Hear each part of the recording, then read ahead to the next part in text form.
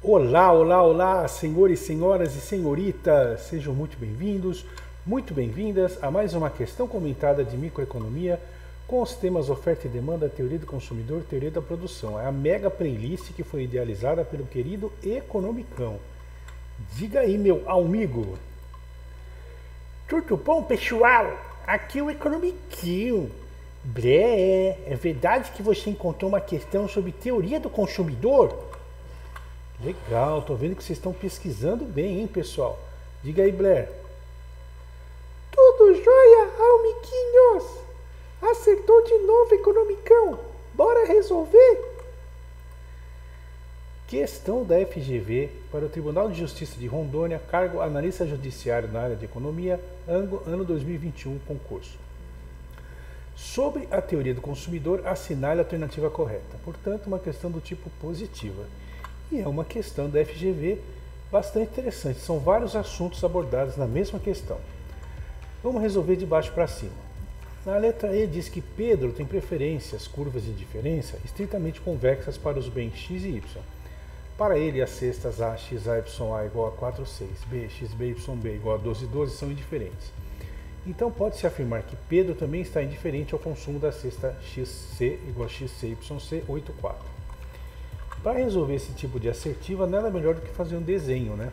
Vamos desenhar aqui uma curva de diferença e para a gente dar uma olhada aqui ó, na cesta A temos 4, 6, cesta B nós temos 12, 2, XA, YA, XB, YB. O que nós podemos comprovar que eles estão na mesma curva de diferença? Veja, ó, produto, né, de XY, essa é uma curva que a gente pode dizer, né?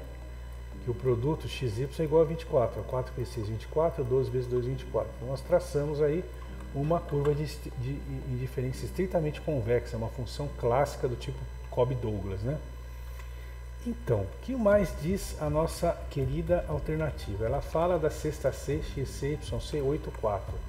Se nós traçarmos XC, YC, 8, 4, onde ela vai cair? Ela vai cair aqui, ó.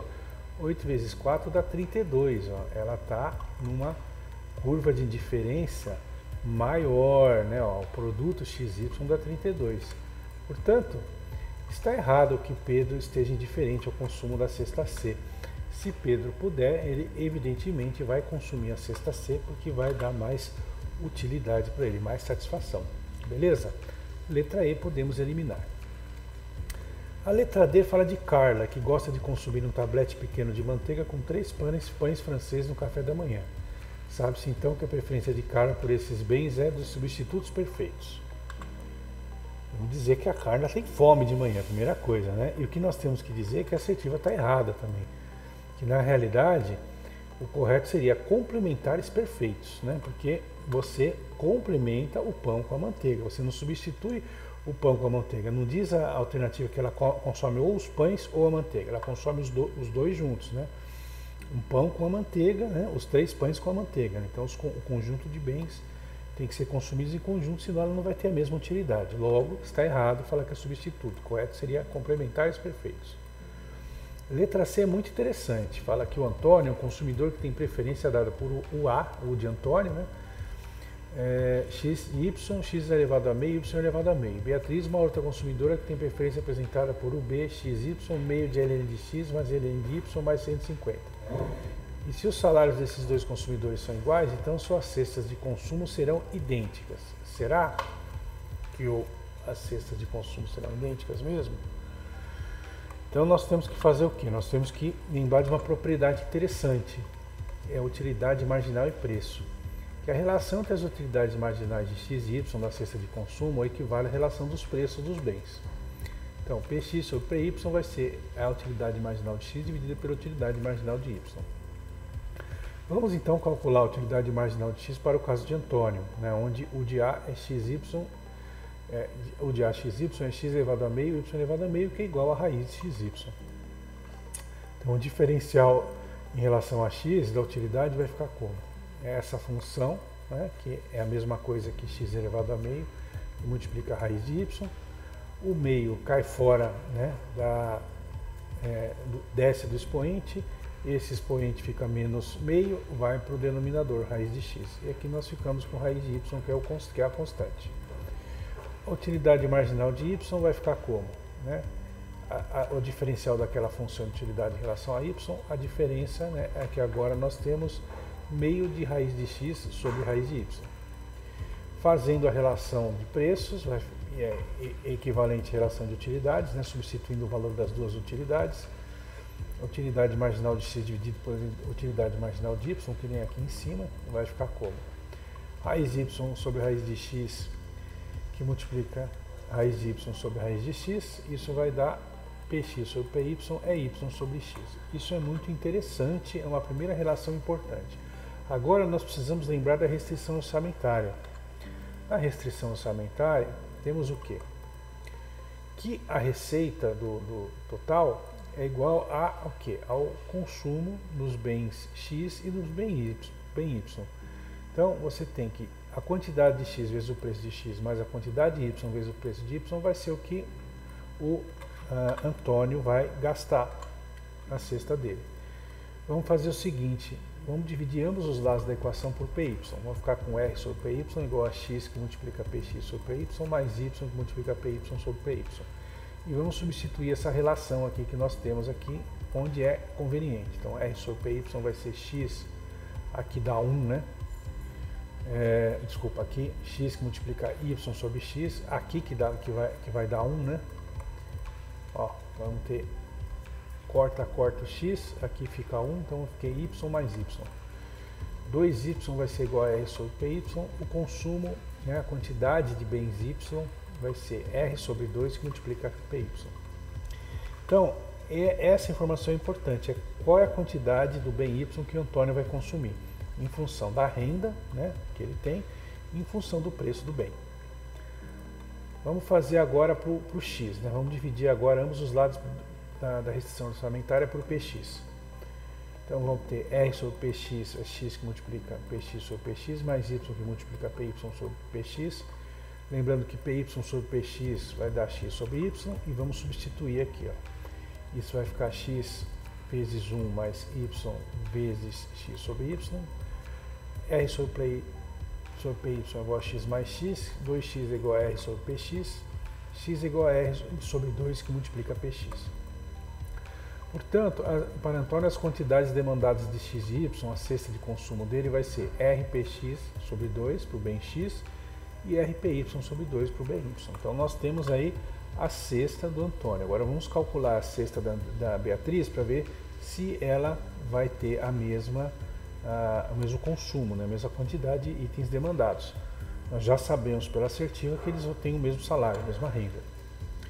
Então vamos calcular agora a utilidade marginal de x para o caso de Beatriz, onde a forma da utilidade é diferente.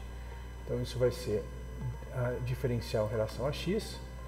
O diferencial dessa função, esses dois termos aqui são zero, né, porque não estão em função de x, e esse aqui vai dar meio que multiplica 1 sobre x. Né? Transformando aqui em fração, nós temos que a utilidade marginal de x é 1 sobre 2x. A utilidade marginal de y para Beatriz, né, vai ser o diferencial da função de utilidade em relação a y. Aí no caso esse aqui é zero, esse aqui é zero. Vamos ter que a utilidade marginal de y é 1 sobre y. Fazendo a relação, né, de preços e utilidades, nós vamos ter 1 sobre 2x dividido por 1 sobre y. Relação de px e py para Beatriz é y sobre 2x. Veja que é diferente da relação de preço do Antônio. Dá para desconfiar que nós vamos ter um resultado diferente na cesta. Vamos agora trabalhar com a restrição orçamentária. Né? Nós temos já a formulinha, vamos dividir ambos os lados por py em primeiro lugar.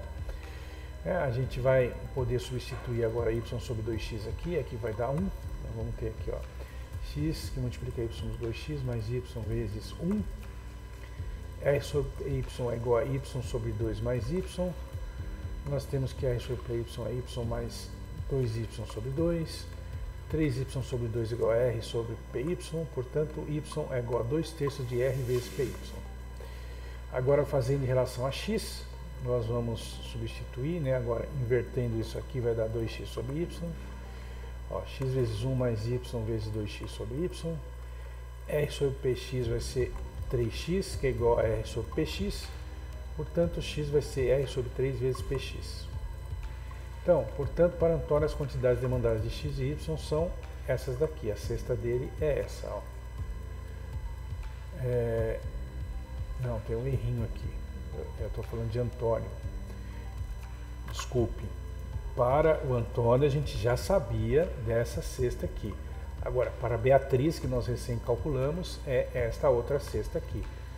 B é RPX sobre 3 e 2RPY sobre 3. A quantidade de X e a quantidade de Y. Veja que a quantidade das cestas são diferentes.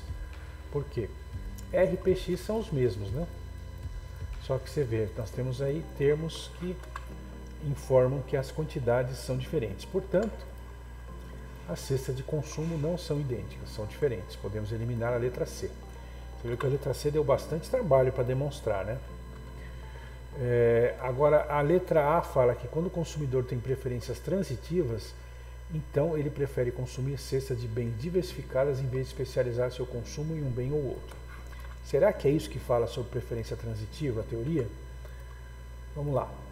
Na microeconomia, as preferências são ditas transitivas quando, para qualquer x, y e z, x é preferido a y, y é preferido a z, então x é preferível a z.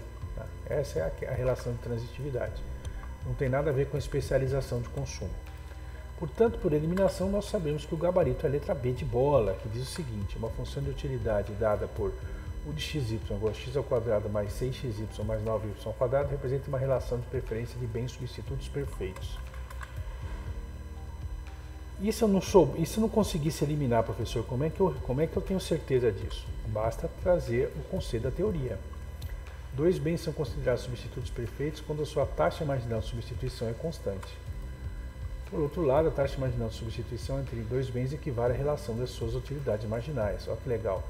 Então, se nós calcularmos as utilidades marginais de x e y e fizermos a relação, nós vamos encontrar a taxa marginal de substituição. Então, se a gente calcular a taxa marginal de substituição considerando aquela função de utilidade da letra B e confirmarmos que ela é constante, nós teremos dois bens substitutos perfeitos. Então, a questão cobra muito conceito do candidato. Gostei dessa questão, amigos. Vamos lá, calculando a utilidade marginal de x, a diferencial da função da utilidade em relação a x, que é esse aqui em relação a x, nós vamos ficar aqui com 2x mais 6y, né? Isso aqui é constante, isso aqui fica zero. A utilidade marginal de y, qual vai ser? A diferencial da função em relação a y, vai ficar, o primeiro termo é zero, esse aqui vai ser 6x e esse aqui vai ser 18y. Colocando 3 em evidência, nós vamos ter que a utilidade marginal de y é igual a 3, que multiplica 2x mais 6y. Olha que interessante. Dá para prever que nós vamos ter um corta-corta aí, né? Nós temos a taxa marginal de substituição e as utilidades marginais. Vamos fazer a substituição agora.